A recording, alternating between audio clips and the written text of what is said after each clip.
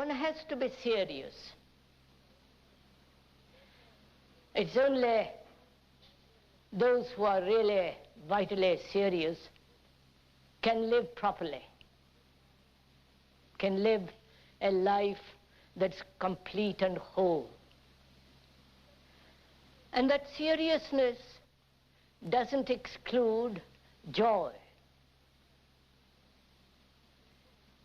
enjoyment.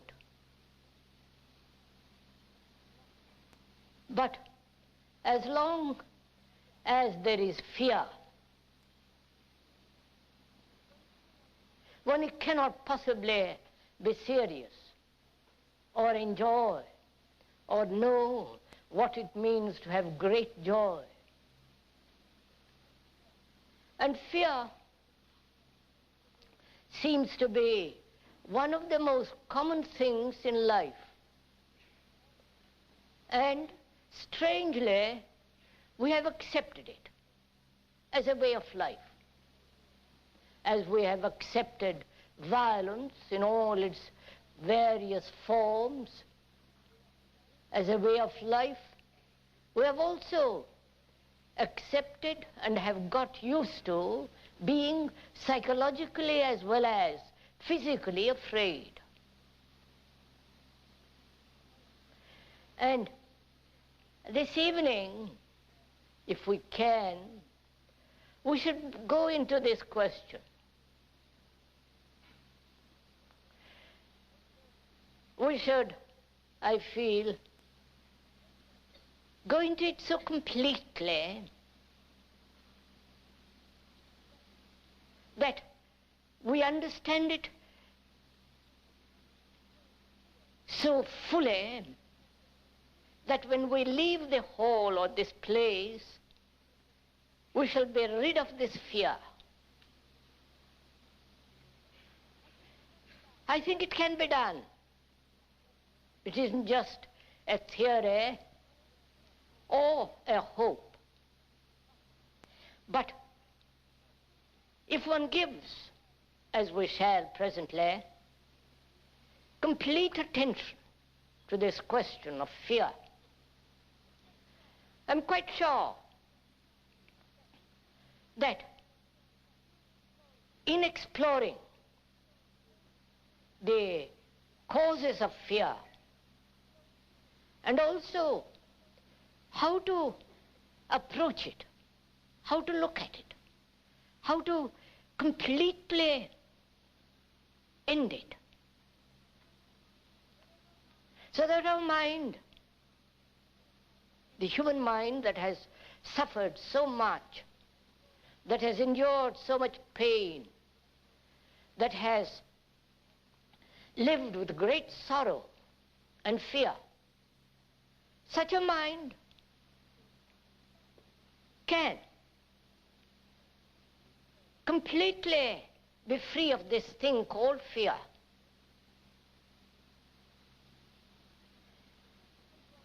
And to understand it, we must communicate with each other quite easily. Communication implies, the very word means creating together, understanding together, working together. Not that you merely listen to the speaker, hear a few words or ideas, but with the speaker, take a journey together and understand this very complex problem of fear. And to communicate, to take this journey together implies neither acceptance nor denial.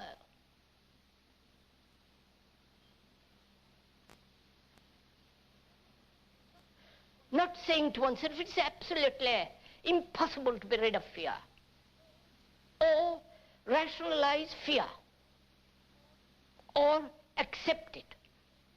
You need a free mind to inquire into this question. A mind that has no conclusion, that doesn't say it is possible or it's not possible. Because we are inquiring, exploring together. So you must be free to observe, to inquire. And that's absolutely essential.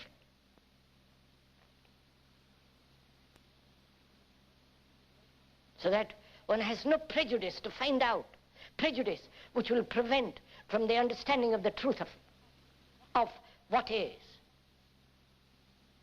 You see, there are so many forms of fear, both physical as well as psychological, psychosomatic fears. And to go into each one of these various forms of fear requires enormous time, demands a great many days to go into every aspect of every fear. But I think one can observe the quality of fear, the general fear, not a particular fear.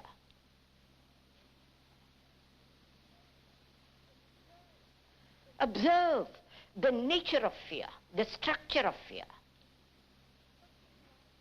Not get lost in a detail or in a particular form of one's own fear.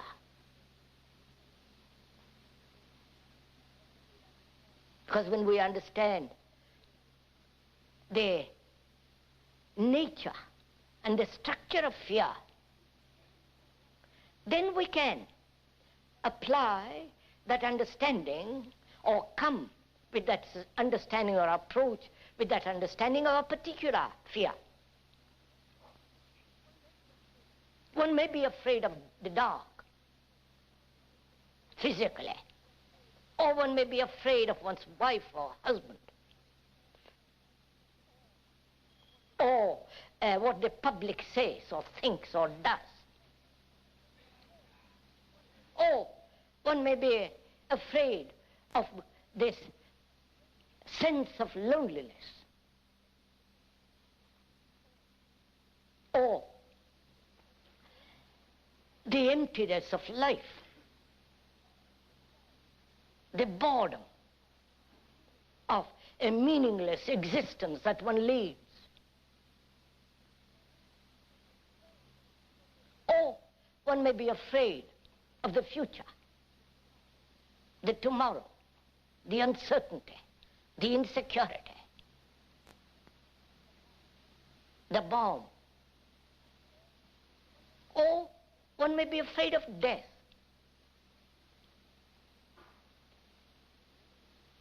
The ending of one's life.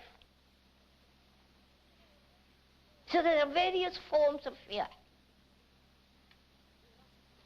Neurotic as well as sane, rational fears. If fear can ever be rational or sane. But most of us, apparently, are neurotically afraid of both the past, of today, and of tomorrow. The things that one has done in the past, or the ill health that one has had in the past with all its pain and agony, and not wanting it repeated. And is one afraid of that tomorrow. One is afraid of time. Growing old, getting senile, depending on another. So there is fear of time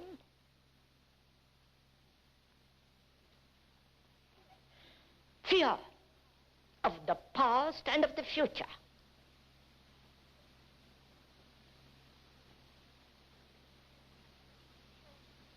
And this fear of loneliness, of death, of public opinion, of not conforming, not being able to succeed, not being able to fulfill, not being somebody in this stupid world, and so on.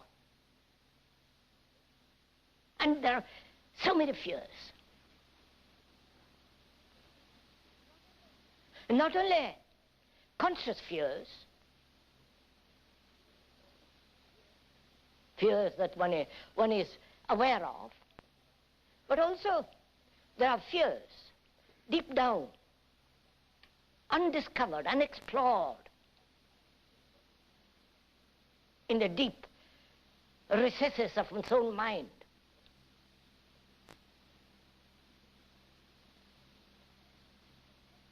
So the question is not only how to deal with the conscious fears as well as those that are hidden, the fear of time,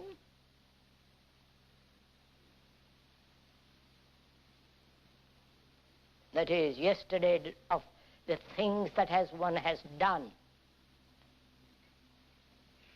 the repetition of that misery of tomorrow, the uncertainty, the insecurity, both psychological as well as physical. And there are the fears of great loneliness.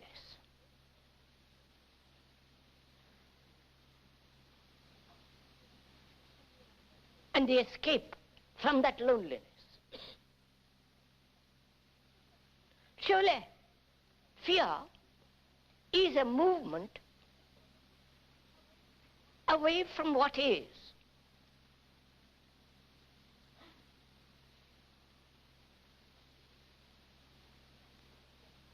The flight, the escape, the avoidance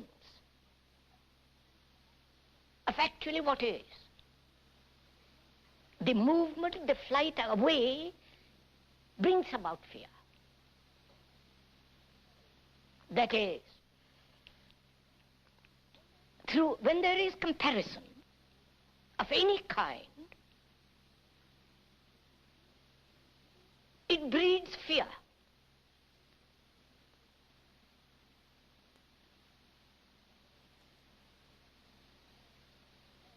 Comparing oneself with another whom you think is greater, wiser, nobler, etc., etc.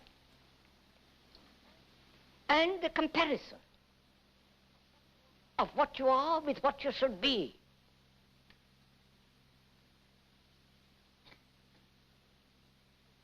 So, fear is a movement away from the actual, the what is. The movement, not the object to which you escape.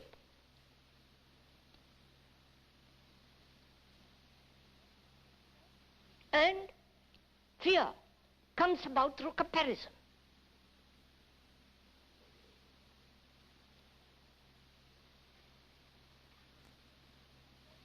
And there is the fear deeply hidden in oneself, of which one is not aware.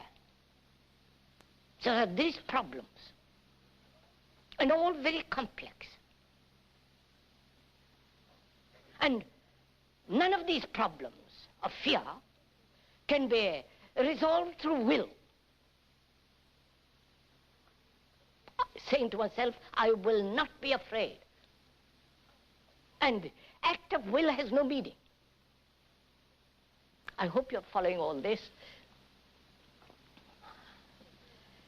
It isn't a game I'm playing with you, nor you playing a game with me. we are considering a very serious problem.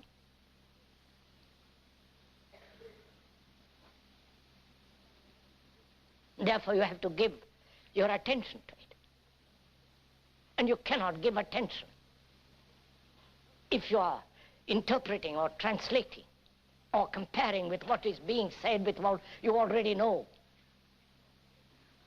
You have to listen. And the art of listening, one has to learn. Because one doesn't listen at all. One is always comparing, evaluating, judging, denying. Therefore, you prevent yourself from actually listening.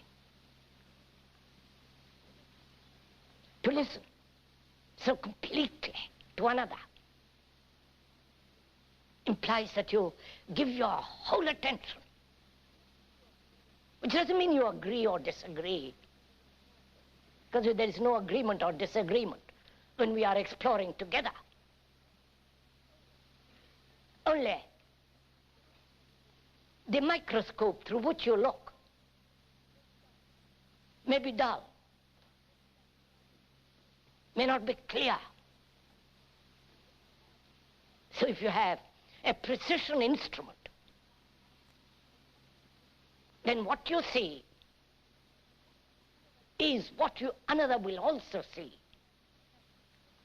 Therefore, there is no question of agreement or disagreement or denial. So, we are trying to examine this whole question of fear. So you'll have to give your attention because it's your life. Because fear deadens the mind, makes the mind insensitive, dull. How can a mind that's afraid love? A mind that depends, what can it know of joy except fear?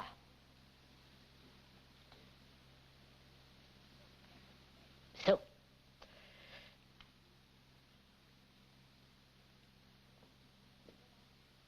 there are conscious as well as hidden fears.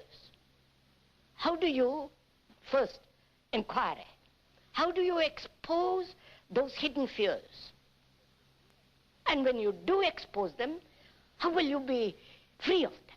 How can the mind be free of them? That's the first question. Please do follow this.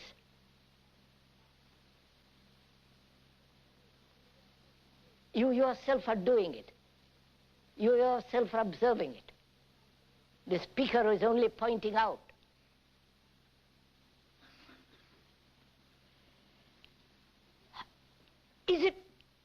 How does it happen that the hidden fears are opened, exposed? One can know the conscious fears, and how to deal with them will come presently.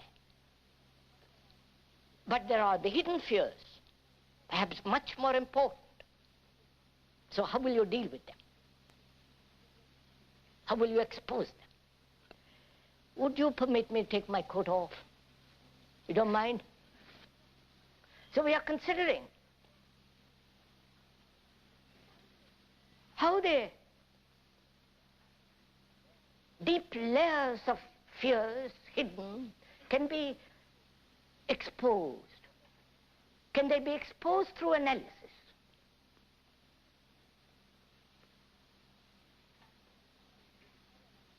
Analyzing them, seeing their causes. Will analysis free the mind from fear? Not a particular neurotic fear, but the whole fear, the whole structure of fear. Analysis.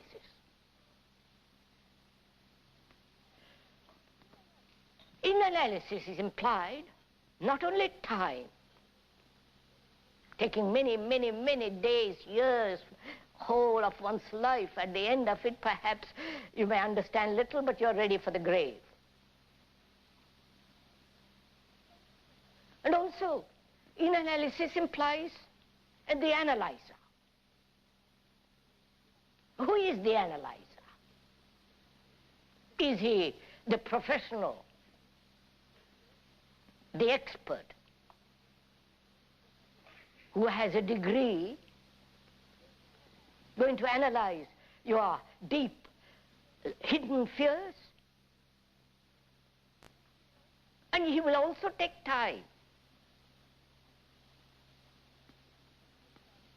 And therefore, also your money. So, analysis implies the analyzer, who is the censor, who is the result of many forms of conditioning, and he is going to analyze the fear which he himself has created. Right? I hope you're following all this. Because our intention is that when you do leave this rather warm hall, that you no longer have any form of fear. It can be done.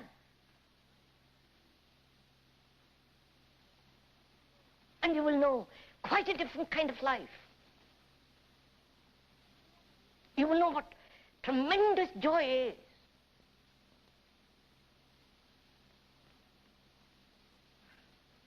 A mind that's completely free of this terrible thing called fear.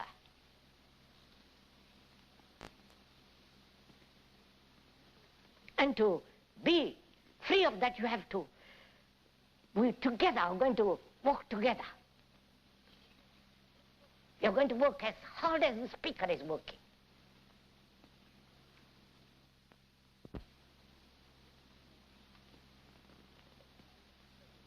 So analysis implies time and analyzer. Please see the truth of this, not your opinion as opposed to the speaker's opinion or somebody else's opinion or knowledge. See the truth of it, that it takes time. And the interval between that which you are analyzing and the ending of that will involve time and therefore many other factors which to give it a different direction. The analyzer is a fragment among many other fragments which go to make up the me, the I, the ego. So he becomes the analyzer, assumes the authority of the analyzer. And his analysis must be complete each time. Otherwise, what's the point of analysis at all?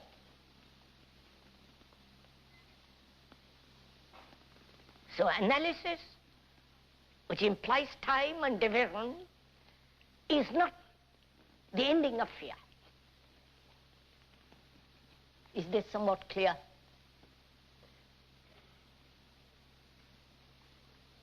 To see this means that you have completely put aside the whole idea of progressive change.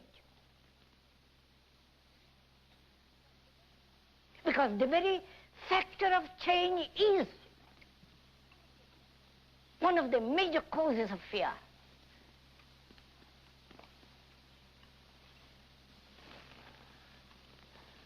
Are you all being mesmerized?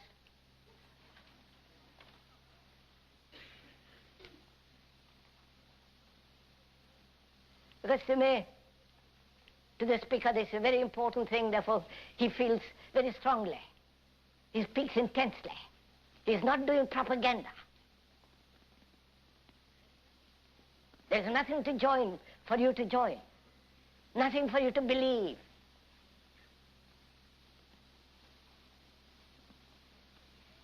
But to observe and learn and be free of this fear. So, analysis is not the way. You understand what that means when you see the truth of that?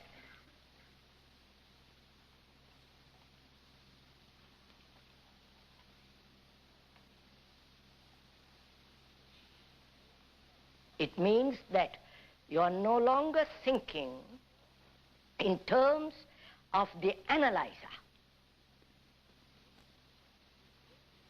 who is going to examine, who is going to analyze, who is going to judge, evaluate. Therefore, your mind is free of a particular burden called analysis.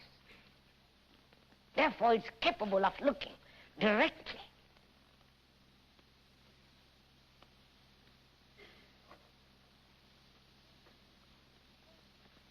And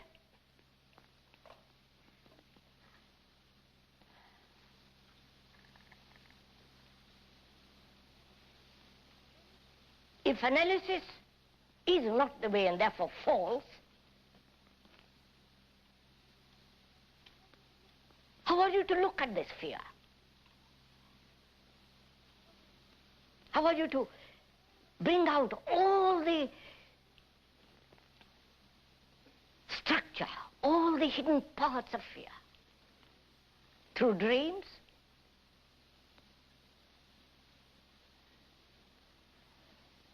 Dreams are the continuation of waking hours through sleep, aren't they? Are you following all this? I don't know if you have observed that in dreams there is always action, doing something or happening something. Something is happening, which is the same in the waking hours. A continuation of the waking hours when there is sleep through dreams is still part of the whole movement. So, dreams have no value. Are you accepting all this? Great Scott, I hope. I'm sure you don't, but it doesn't matter.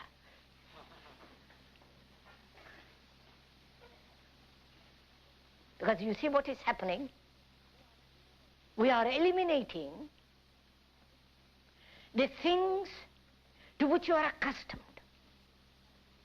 Analysis, dreams, will, time. So that when you eliminate, the mind becomes extraordinarily sensitive.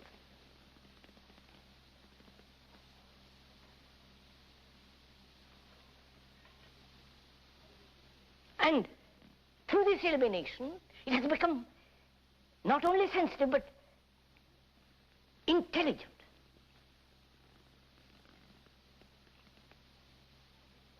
Now, with that sensitivity and intelligence, we're going to look at fear, right? Are we going together? You know, this is great fun if you really go into this. Because then you turn away, you turn your back on the whole of the social structure in which time, analysis, will is in operation.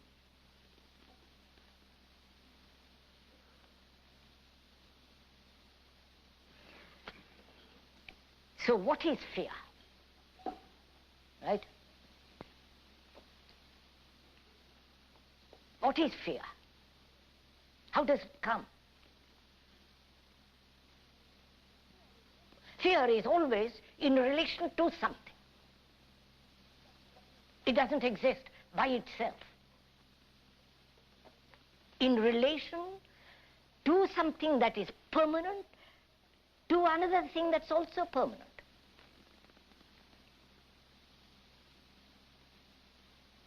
Right? There is fear of what happened yesterday, the repetition of that tomorrow, whether it's pain or some other form. There is always a fixed point from which a relationship takes place.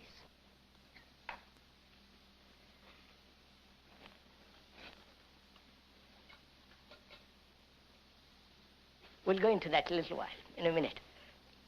So as we were saying, fear exists only in relationship with some other thing. Otherwise there is no fear.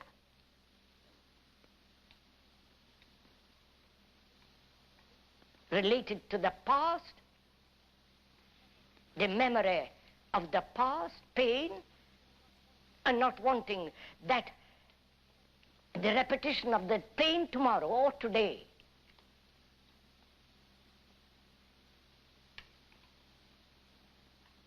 Relation to something that has happened.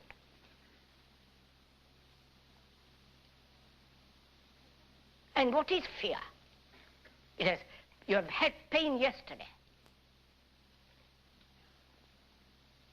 That's obvious, you have had it. Or there is some hope tomorrow, which might not come about. So, there is fear of yesterday, there is fear of tomorrow. How does that fear come about? Right?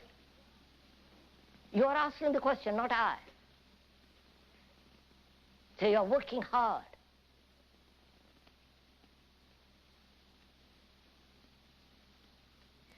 I've had pain yesterday, obviously.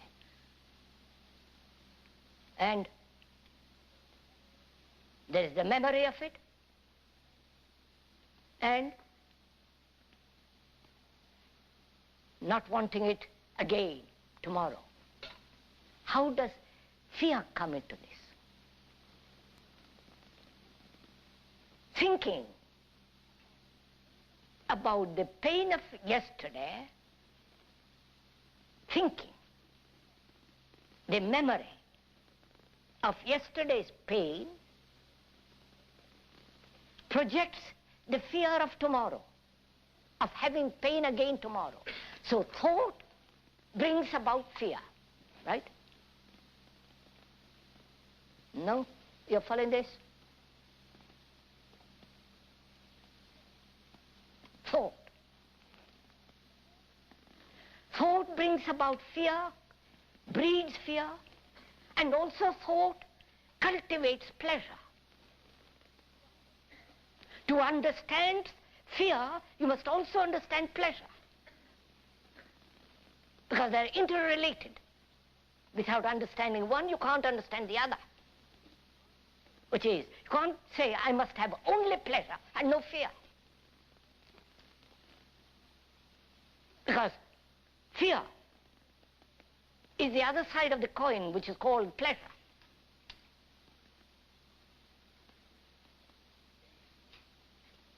Right? We are following each other? So,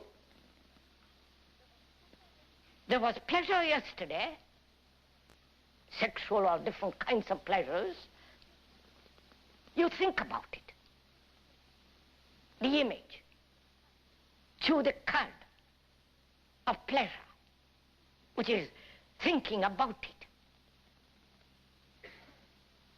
And you may not have it tomorrow. So thought engenders fear. Right?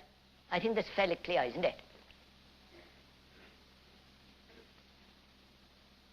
So thought not only sustains pleasure, also nourishes fear.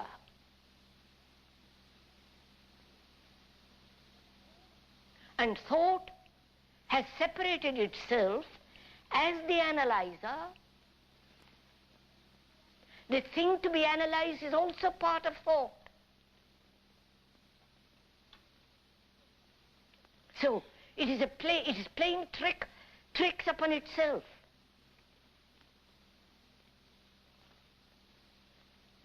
So then the question is,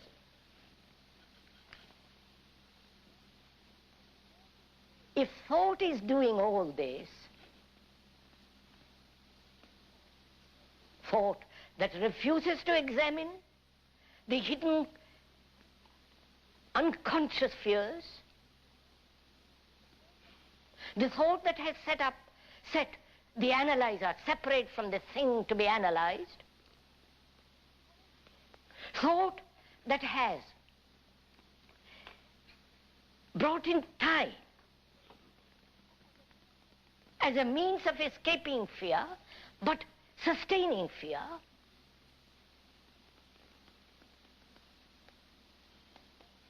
and thought also nourishing pleasure, which has nothing whatsoever to do with joy. Because joy is not the product of thought.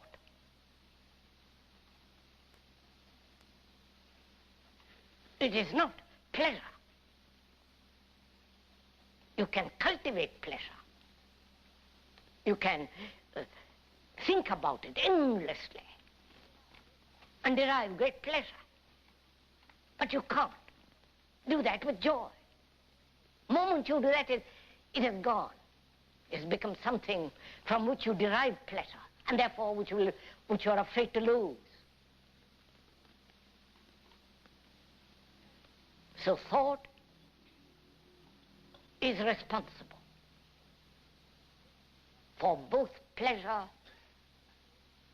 pain, fear. And also thought is afraid of being completely lonely. Thought has already condemned it.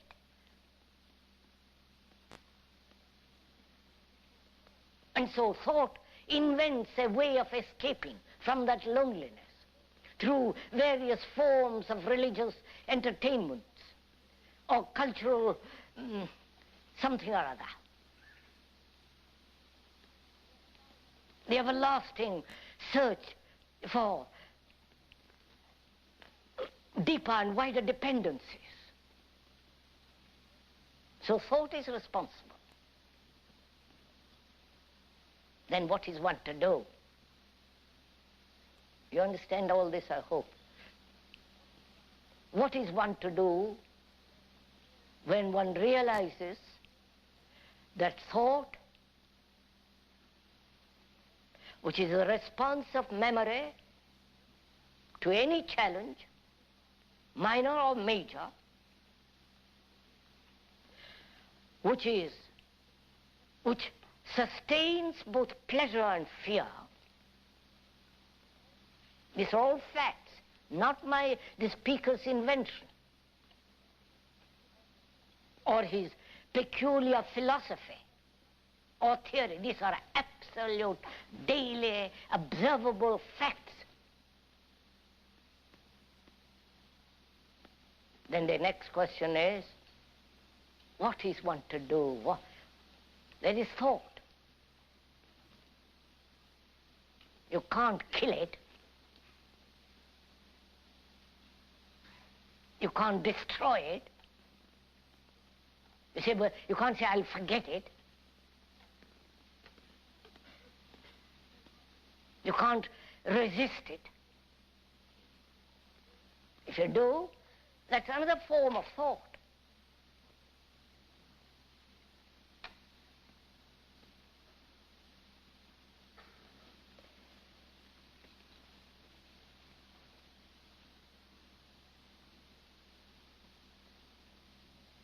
Thought is the response of memory.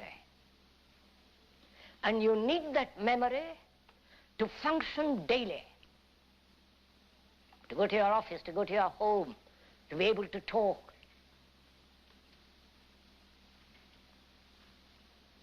memory is the storehouse of your technological knowledge.